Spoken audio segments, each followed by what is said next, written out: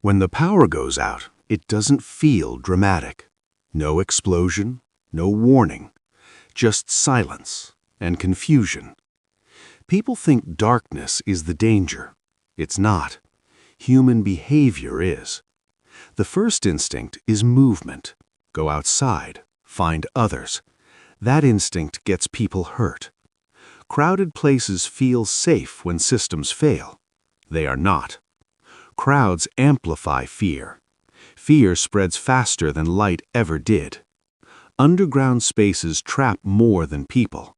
They trap sound, air, and exits. When elevators stop and trains freeze, panic has nowhere to go but inward.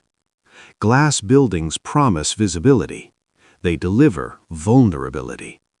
In a blackout, transparency is exposure. You want layers, not views. Stores become magnets, not for help, for desperation. People don't loot because they're evil. They loot because fear rewrites priorities. Hospitals don't fail immediately. They overload. Backup power buys time, not calm. Highways look like freedom. They become cages. Movement attracts attention. Stillness avoids it. The safest places don't look safe. They look boring. Concrete, distance, silence. These replace electricity. When the blackout stretches into hours, discipline matters more than supplies.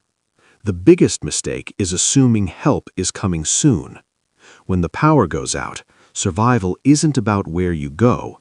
It's about the places you avoid until the lights come back on.